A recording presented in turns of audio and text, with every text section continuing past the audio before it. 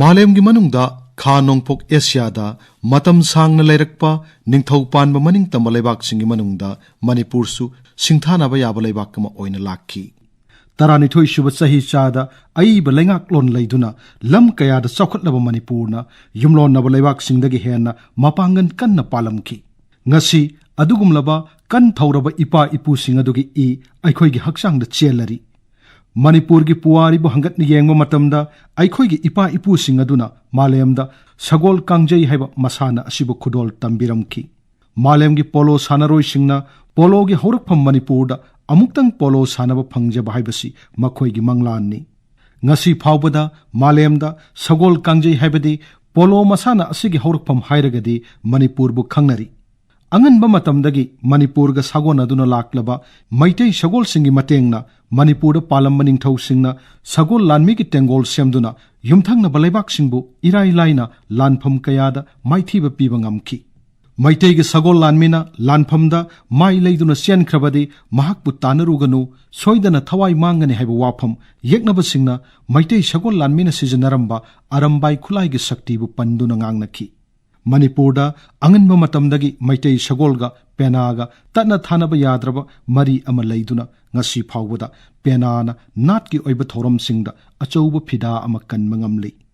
Asigumlaba Manipurga anganba matamdagi sagona duna laklaba Meitei gi Sagolbu ngasi gi mirolna mirai biba tarabadi aikhoi gi Puwarida Meitei gi Sagolna lawkhiba chawrba thodangbu akau parai chanba tagani. Akasbani Imphal gi ipau kangbuna yumsakasha numit khudingi pungpham masida leptana sandok chariba akhanaba thoronggi saruk ama oina ngasi puduna lakchari Manipur gi Puwarida Meitei Sagol.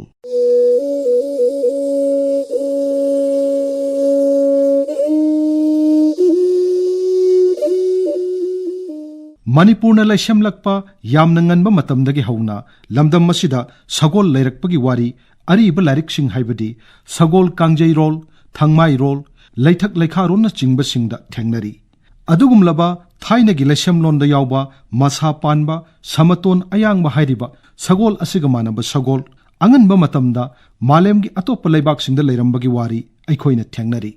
Manipurda, Sagolgi Atopa Mamingasi, Samaton Ayangba, Yangoi, Langoi, Amadi, Moisha Ayangba Hairagasu Khangnari. Anganba matamdagi Meitei singna sa mahaktaga loinai mahaktaga sagon aduna lei haibadagi Meitei londa sakon adudagi sakondagi leitharaktuna Sagol kauki haibagi wapham akhang ahi singna iramba lairikta thengnari.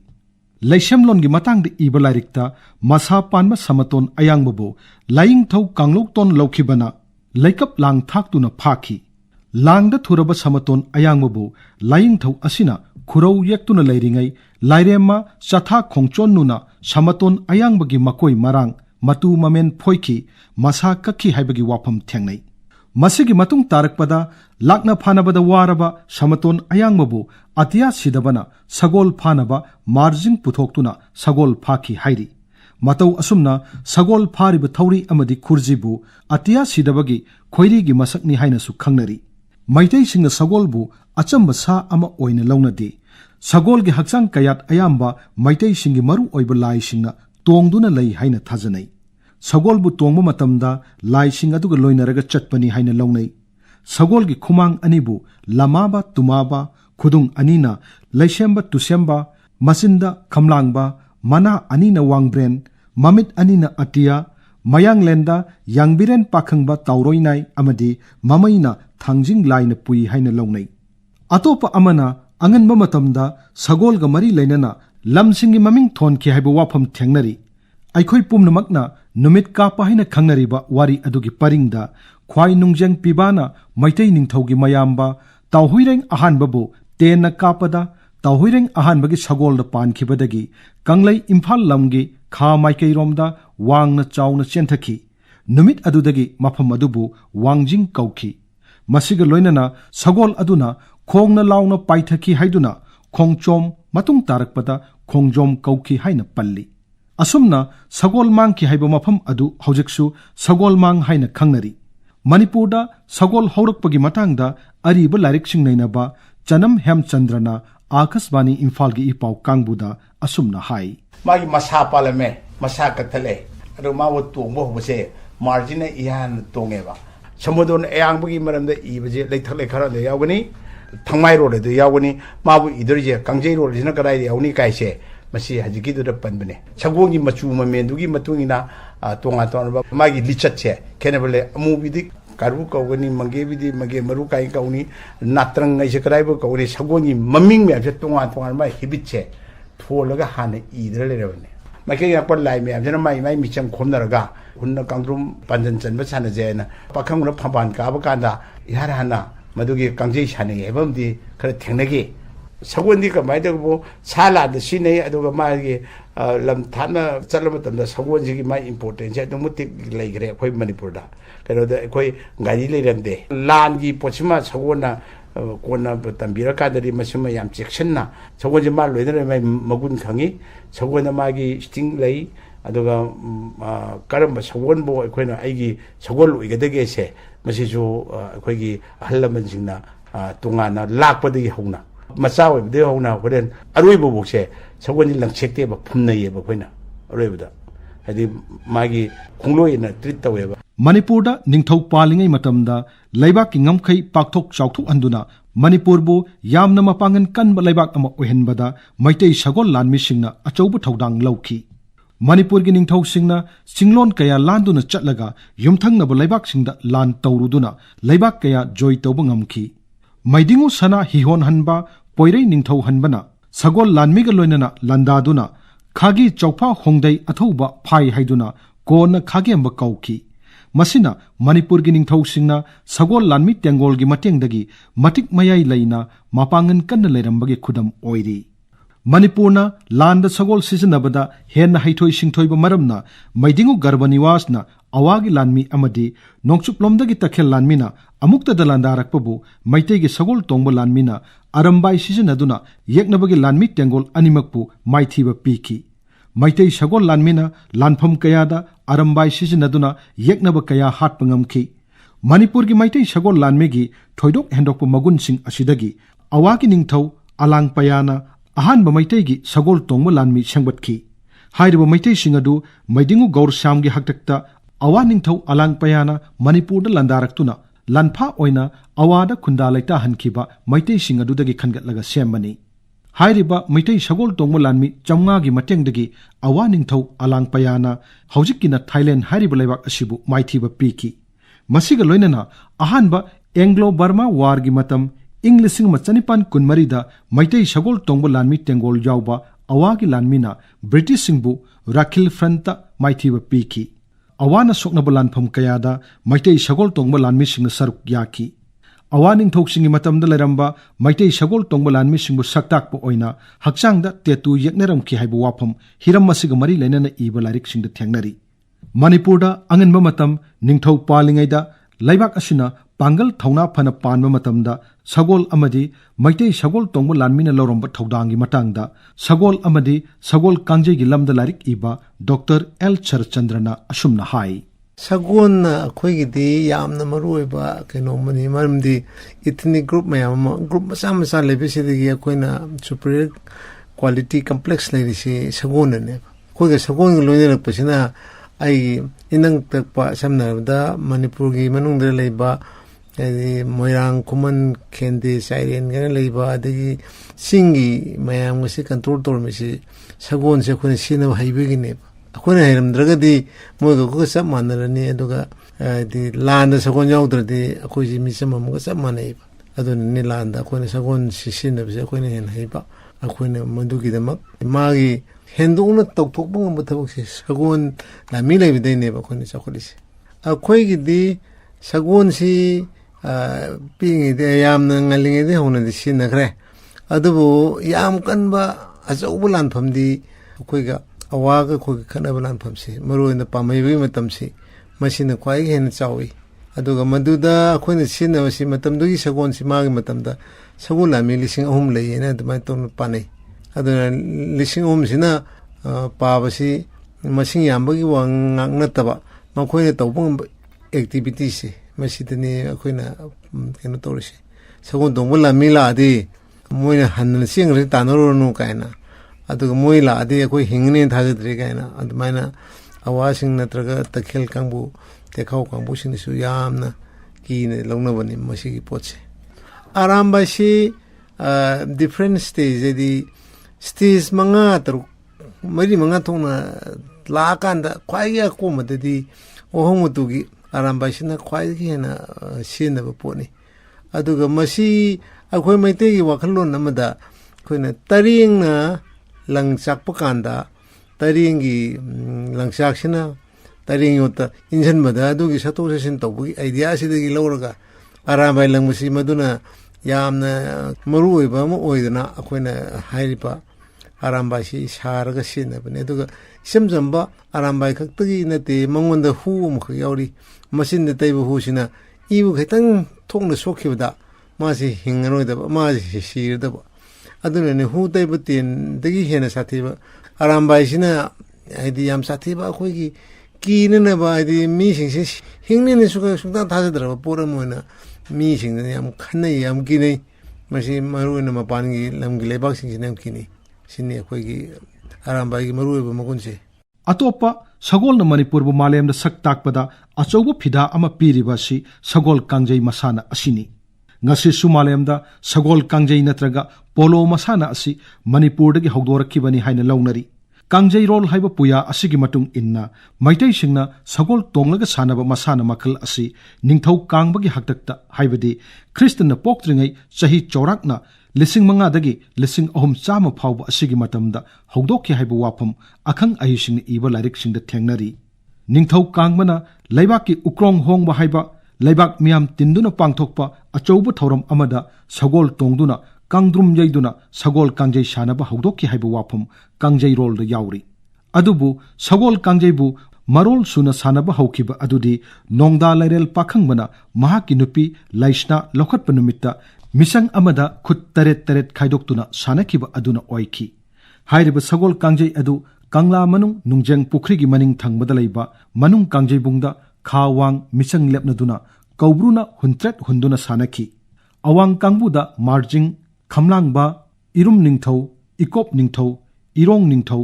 nongsaba amadi panthoiba yauki kha kangbudana thangjing khori phaba wangbren yengoi ningthau mayokpha oknarel amasung loyarakpa yauki asumna sagol kangjei haiba masana asi ningthaurol kaya mathang mathang sanaba horakki sagol kangjei sanarakpadagi phanglakpa satheng nabagi mahisingna maitei sagol lanmi singi haisingba hengat hanki matau asumna lakpana maidingu kiyambagi matamda sagol sang lingkhatki aduga maidingu khagyambagi haktak ingkumja lisingama chatruk subna tarukta mapal kangjei bungda pana kangjei sanaba hogdokki pana kangjei ki mathakta tongan tonganba sagol kangjei sanabagi makhal sing lairi ingkumja lisingama chanipan marputara mathoidagi lisingama chanipan kuntaruk haibadi Manipurda sahi taret khuntakiba matam aduda maitai ningthau yauna maitai kaya kasard chenduna laiki makhoina mafam aduda sagol kangjei shanaba ubadagi malemgi atop laibak singda sinbu thungna sandoknabagi maru hunki matam aduda british singna maitai singi sagol kangjei shanabada yauksinki matau asumna british officer lieutenant joe serrer amasung Captain Robert Anina hot aduna ing kumjalising machanipan yangkai mapangi Mars thada Silchar Polo Club linkhatki atopa Manipur gi sagol singi thoidok hendokpa magun amana makhoina sagol kangjei masana asida yamna chanaba sagol makhal oibasini sagol gi mamangi khong makhadagi mathakki marum phawbada khutum taranithoi tarahumdoi wangba haibadi chawrangna inchi niphu nipal lom amadi masidagi tana nemba sagol bu poni haina khangnai inchi niphu nipandagi hena wangbubuna horse haina khangnari Manipur gi poni haibadi Manipur gi sagol asi sawong sada amadi akhang kanmana sagol kangjei gi damak hena chunaraba sagol makhal ama oiri hiram masigi matangda Dr. L. Sharachandrana Akashvani Imphal gi ipau kangbuda asumna hai sagon ga akhoi ga leinaba marisi khwai ahamada masi akhoi gi salanda sinabasi natringeda sadanba akhoi hunting sida norwen sinemi mathangda akhoi sagon kangjei na akhoi na leptana sanabagi madumba magul amalei aduna sagon kangjei sida yaursi ai war tamani samnabda sagon sina sagon kangjei heitradi ningthawna khwai ahamba lan chapada magi sagon kangjei hana hele aduna madugi sagon kangjei heibnina mana leithok lesin chenthok chensin sida mangona yam kanaba aduga maruna purpose hom the chi nei amana sadan the chi nei amana sagon gangje gi dum the chi nei aku mana lan war practice sagon gangje gi gumna war practice tawayo war practice tawbusida mi se edi masing leptaba limited number of horse nataba sagon yankai samasi masi pulapna sanaba madu mana khogi taini da haraga sagona sa lakna bi type ta chena bane aduga chararang matamda smana hai mi tara da chararang buni thona singaga mi samaga makhoni si kangi sanare samaga taraga sanabda tara nangame aduna ngambagi de mak iroi ama sayena iroi ama khaksai moisi masmai tawduna sagon si mas aidi paksan noina sanabase amasu aidi loina mu yawal sanabase masini tawramise akhoi di sure footed sagon na masi matha phanba adagi yam tugandaba adi sienbada keno oiba spirit yamna yawba aduga akhoi meitei sagongi henba magun si keno da sagon kangji sanabada yamdarda pungmukti sani pungkhai magi manungda andi akhoi panon ban oli adubu panjin chupa sanabasi meitei sagon si di adum sanang ngamme aduga atei sagon sajau oiba thainagi horse na count toriba chausuba horse si moisidi akhoi hujiki modern polo da sanabada sakrama si 7.5 minutes na sanaiba 7.5 minutes se masi sanaraga second chakadadi maksi sanhan de maramdi makhoi sina war kan ni sajau ni na mo ni chelak pase aidi masasi niaga aidi na de tabe nusa tabe hon base sagon ni wa basidi aidi sajau ni ne hena cha hele aduga khoi sasina yamne masa section ba aduga panjin chupa sanaba na pung ma sanabse masi suwa wadana sanang warga sumagi leptaba sang mu khlebse masigi akhoi chapchapa maji adi mai magune usini mana sanang masi khagi mana magi matamdugi mera haujung baina khone leiba ada mayam sigi social integration amkhak tawbase singi tamigi mayam punjan bagi mai culture exchange tawna bagi group am putorpasida hairiba mapang kangji bungsida puthokibini adamain tawraga sagon kangji si masi akhoina ningthaugi royal gi oiba adugumba kainoni na khone lawi Malemda Manipur asi kala sanskriti gi lamda thoidok hendokna lemjaningai oiba lamdam ama oiri masida pena haina khangnariba musical instrument asisu malem gi miyamna angakpaga loinana khoidana yengba musical instrument ama oiri ngasisu pena asi lamdam asigi miyam gi punsirolga thadoknaba yadri pokpa luhongba amadi sibaga mari lainaba laigi thorom singda pena asi changdraba yadraba musical instrument ama oiduna lakli maitai phurupki achauba lining lambi amasung punsiron gi horupam utliba lai haraubada pena thadoknaba yadri masigi mathakta penaga sagolga amuk thadoknaba yadri maramdi penagi khongding asi sagol samaina oibani aduga chaijingsu sagol samaina tingli matang asida sagol amadi pena ani asigi tana thanaba yadraba adu mayek sengna uba phangle penagi sagol samai lawu matamda sagol asibadagi lawnade sagol ahingbadagi lawnai hiram asigi matangda pandit loisangi pandit achauba wahengbam lukhoina akasbani imphal gi ipau kangbuda asumna phongdokli penagi hawakpa maiba puya leyaba aduda han bade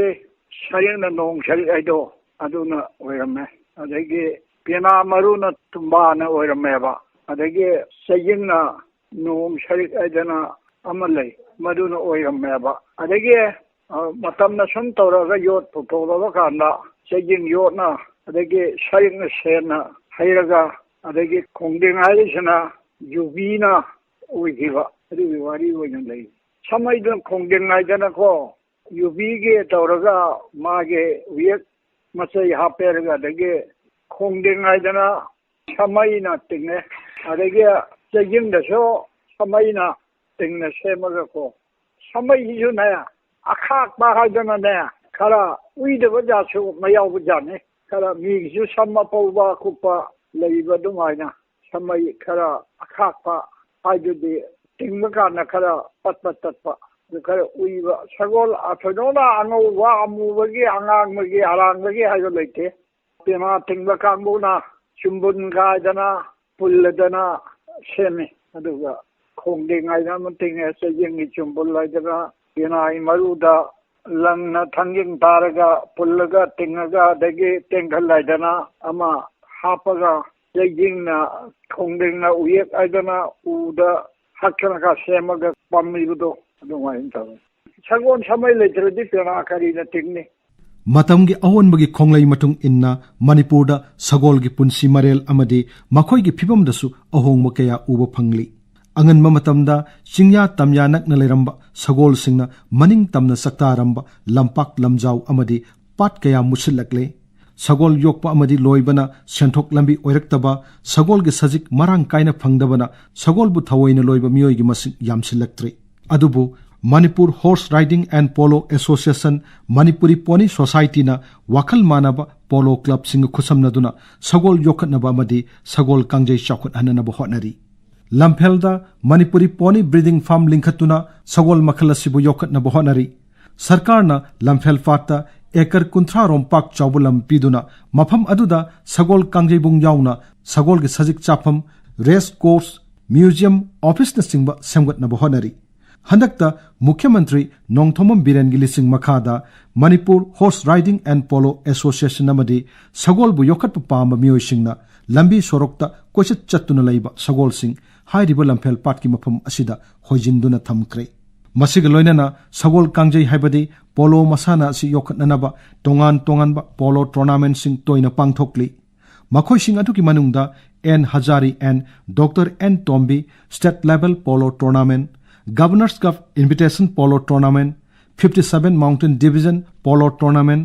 Manipur International polo tournament panbayai high river tournament singasi mai pakna sin langbada Manipur Horse Riding and Polo Association na achauba thodang lauri atoppa lamdam masigi yamna laibak phaba amana haujik paleba mukhyamantri nongthomam biren lusingba sarkar asina Manipurda sagol yokhatnaba amadi sagol kangjaibu mipum tingna khanghnanaba akhannaba thorang sing paikhatpa asini Siri Birenna Tampaki Jila Mangada sagol kangjibung semgat lagani haina lauthokre masiga loinana haingang chingda phut cham kun wangba sagol kangjai gi mitam saboloi silakle asigumlaba mukhyamantri nongthomam biren gi akhannaba thabak thorom singna Manipurda sagol yokhatnaba amadi sagol kangjai chawkhat hanabagi anauba thongna amadi haple Manipurda sagol yokhatnabagi matangda masagi oiba mot thamladuna Manipur Horse Riding and Polo Association gi Vice President R.K. Dilipna asumna hai sagol gi masing ase handara ibagi maram kharalai maram singsi gi manungda khaidagi maru oibasi sagol na hingbada changba asangba sajik singsi chabam lairaktawa moina maru in chai si tingthau adagi tingoi ada hopna chingbasi chai masi natural oiba makoi machinjani aduga haujiki matam sida koigi sagol si tasengna ma salup ubangam basi sahi ahum adai degi di haure sagon singsi sahi ahum makhai surak basfai degi di haujik Manipur da tawnari basi mapa sa singse sagon la ba singse masina sana bade kharabudi khengba aduga masigi kana basi leibanina pologi ihausi lakbadegi makoina masasi semdo eba sahi ahum makhai suba kansida koi masasi semdo khrabani na magi dhara do sandu pangamdre masisu asawa maram amani adagi atopa mana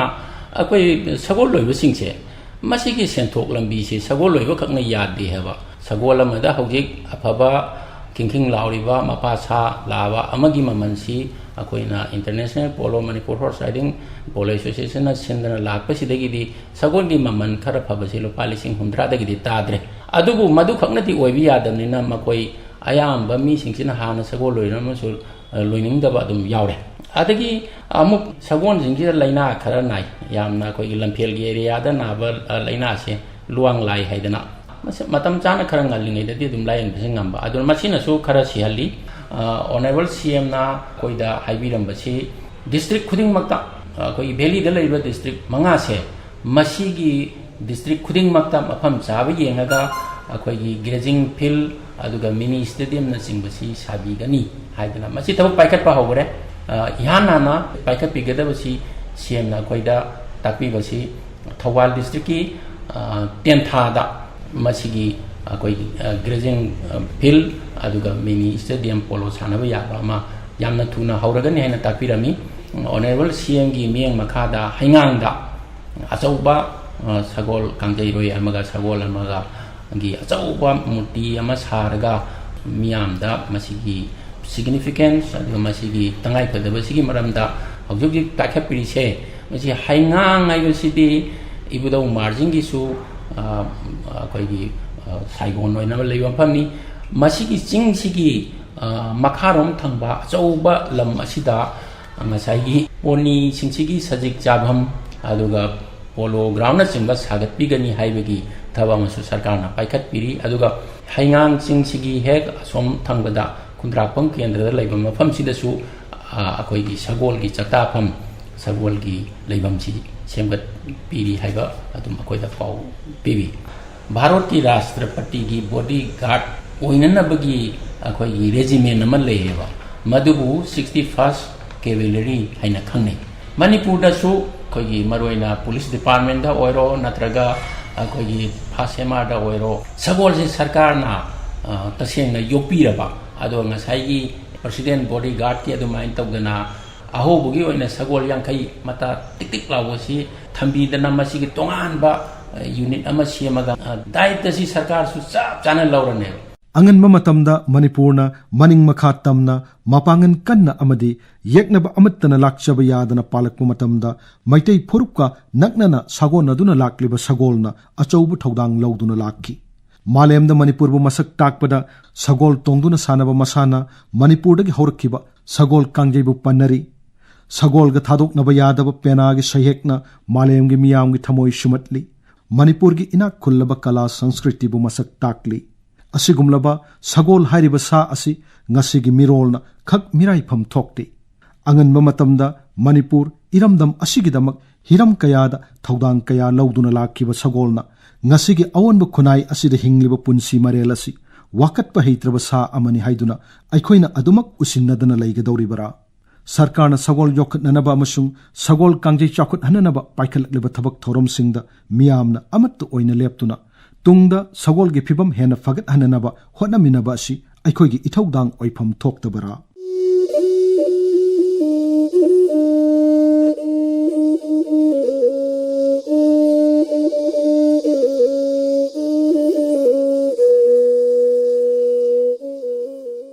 matang asida akasbani Imphal gi pau kangbunu puthokpa akhanaba thoram Manipur gi Puwarida Meetei Sagol lojare